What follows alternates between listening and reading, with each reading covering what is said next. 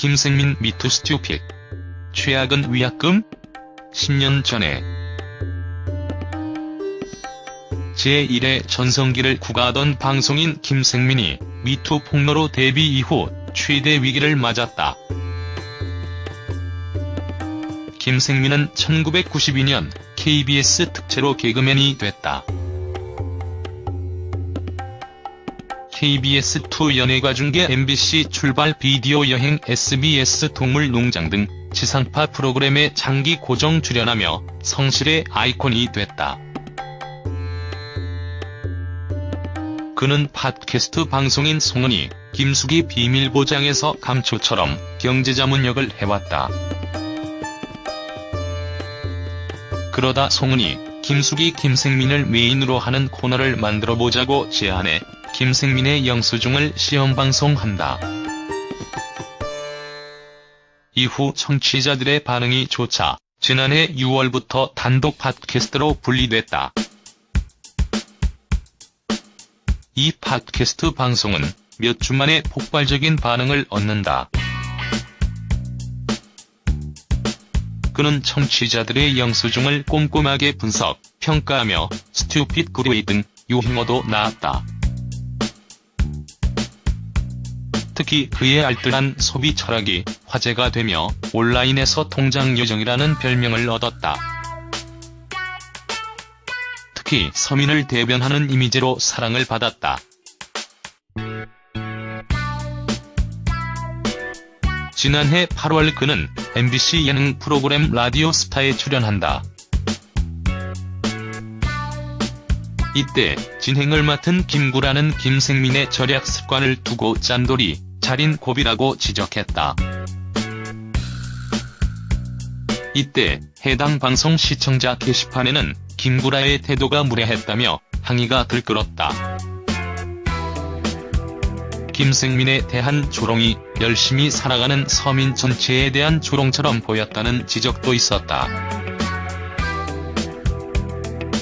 그만큼 그를 두고 열심히 살아가는 서민을 대변하는 방송인이라는 평이 많았다. 같은 해 가을에는 SMCNC에 들어가며 소속사가 생겼고 곧 김생민의 영수증은 KBS2의 70분 분량으로 정규 편성된다. 전성기는 짧았다.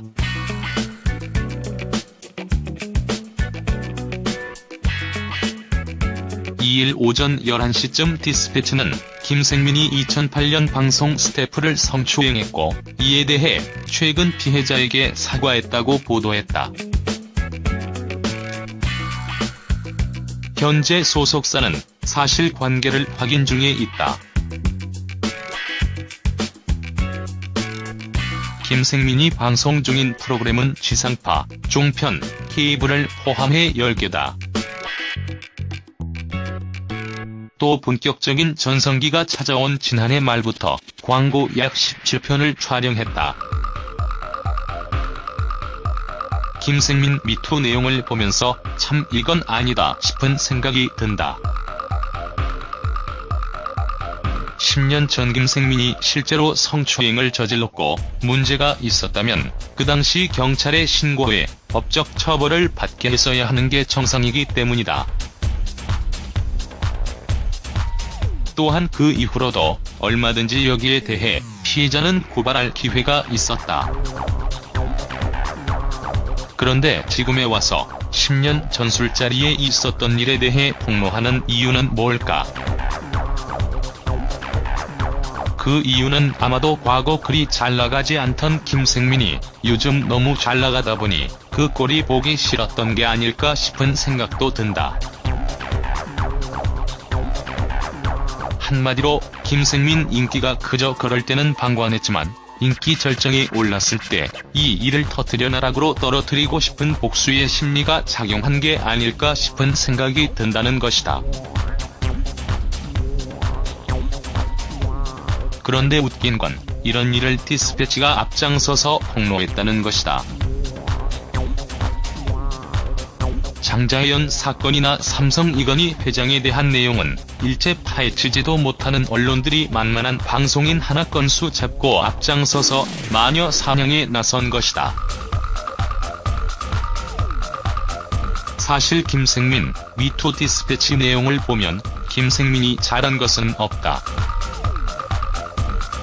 하지만 피해 여성이 진정 고통 속에 살았다면 10년 후인 지금이 아니라 그 전에 경찰에 신고해 법적인 처벌을 요구했어야 한다고 본다. 물론 디스패치가 김생민 성추행 내용을 알고도 묵과한 방송국 제작진에 대해 지적을 하긴 했지만 이렇게 술자리에서 10년 전의 일을 모두 다 파헤치다 보면 안 걸리는 연예인이 어디 있고 안 걸리는 정치인들이 어디 있으며 안 걸리는 언론인들이며 사회원들이 또 어디 있을까 싶다.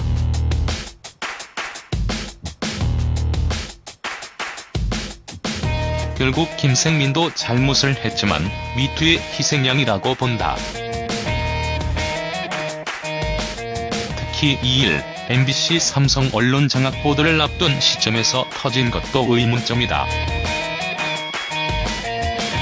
또한 피해자가 디스패치로 이 일을 알리는 것보다 경찰에 가서 직접 신고를 해서 알려졌다면 그 진정성이 보이겠지만 피해 여성 역시 김생민을 법적 처벌이 아닌 나락으로 떨어뜨려 인생을 망하게 하고픈 생각에 언론에 제보를 한 게 아닐까 싶은 생각도 든다.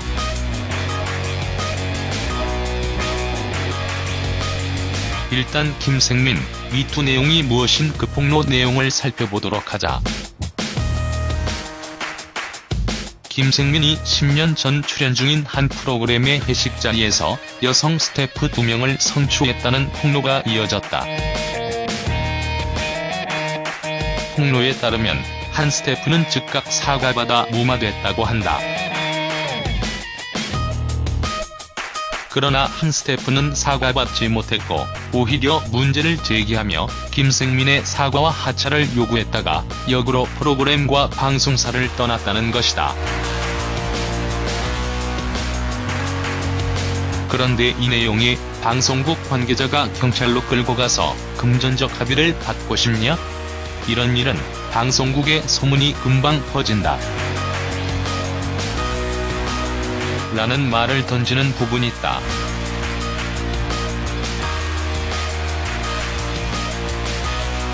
솔직히 이때 이 말을 들었고 김생민이 성추행한 게 사실이었다면 피해 여성을 경찰에 신고를 한 게 맞았어야 했다. 그리고 이 사건은 2008년 가을에 벌어졌던 일이다. 솔직히 10년 전 일 누가 다 일일이 기억하고 있을까? 더군다나 술자리에서 벌어진 일을 말이다.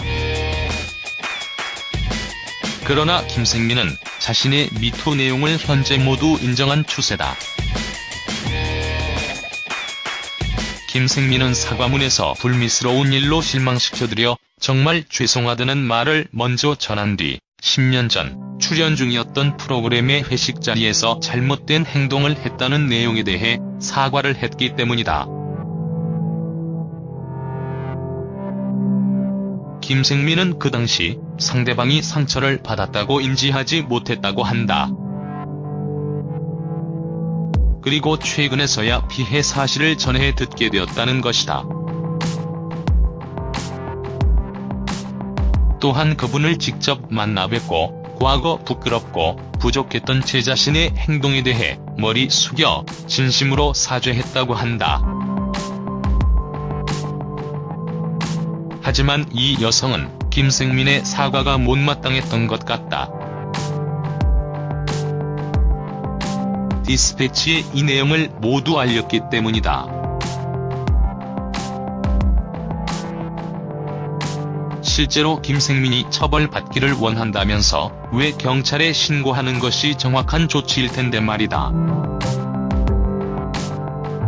한편 김생민은 현재 KBS2 예능 프로그램 연예가중계와 김생민의 영수증, 전지적 참견 시점과 출발, 비디오 여행 등 수많은 프로에서 활약하고 있어 타격이 상당히 클 것으로 보인다.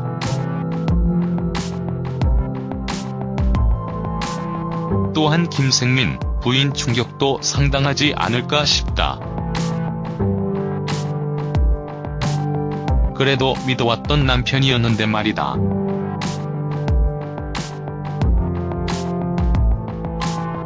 또한 그동안 쌓아왔던 근검절약 성실한 이미지도 모두 한방에 무너졌다.